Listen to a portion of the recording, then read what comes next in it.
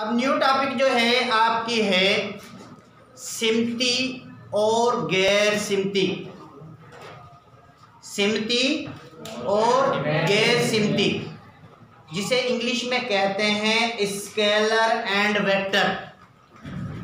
बिल्कुल आसान है। स्केलर जिसे हम कहते हैं गैर सिमती, लफ्ज़ से ही जाहिर होता है कि इसके अंदर सिमत नहीं होती। और वेक्टर जिसे हम कहते हैं सिमती, यानी जिस लफ्ज़ से ही जाहिर होता है कि इसके अंदर सिमत होती है। सिमती और गैर सिमती मिकदारें फिजिक्स के अंदर हम पढ़ते हैं। अब मिसाल के तौर पर एक बच्चा दुकान वाले के पास जाता है और उसे कहता है 2 किलो चीनी दे दे। यहाँ पर दो चीज़ें इस्तेमाल हुई, एक तो 2 किलो, 2 और दूसरा किलो। एक 2 और दूसरा किलो। 2 एक नंबर है, किलो एक यूनिट है। 2 एक नंबर है और किलो एक यूनिट है। तो कहेंगे जिसमें नंबर और यूनिट का जिक्र हो हम उसे स्केलर कहते हैं। इस नंबर को मैग्नीट्यूड भी कह देते हैं। नंबर को मैग्नीट्यूड भी कहते हैं। नंबर कह दो आपकी मर्जी है, मैग्नीट्यूड कह दो आपकी मर्जी है, जो आपको आसान लगे। तो 2 किलो, इसको डायरेक्शन की जरूरत नहीं है। अगर मिसाल के तौर यूं कहो कि 2 किलो चीनी मगरिब की जानिब, नहीं होता, जुमला नहीं बनता।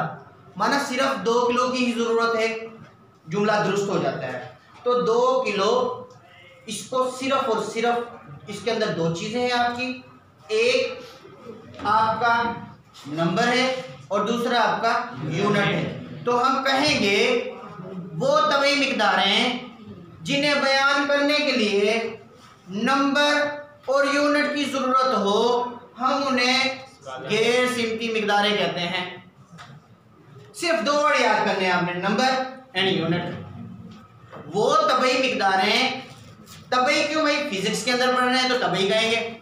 वो तभी मिकदारें जिन्हें बयान करने के लिए नंबर और यूनिट की जरूरत हो, तो उसे हम क्या कहते हैं, गैर सिमती मिकदारें।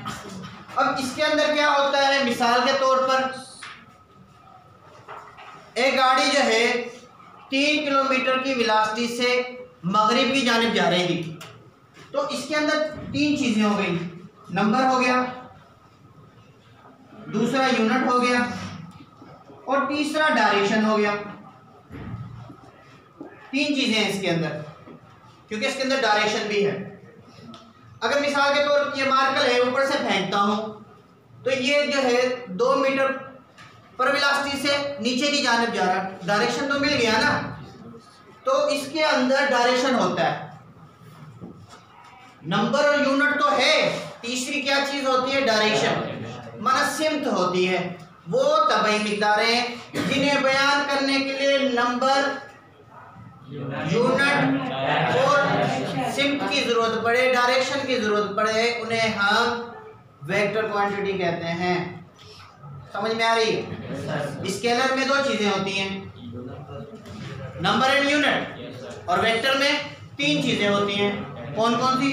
Number, unit and direction. Clear? Examples इसके हम ले सकते हैं भाई, कौन कौन सी चीजें हमारी सिमती हैं, कौन कौन सी गैर सिमती हैं, हम बयान कर सकते हैं।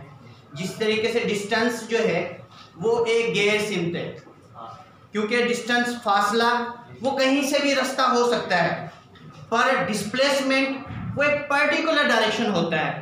तो वो हमारा क्या हो जाएगा, वेक्टर। जिसमें सिमत जाहिर होगी हम उसे वेक्टर कहेंगे, जिसमें सिमत नहीं होगी हम उसे स्केलर कहेंगे। क्लियर? डिस्प्लेसमेंट और डिस्टेंस की थोड़ी सी सिंपल सी लास्ट इसके बाद है टॉपिक।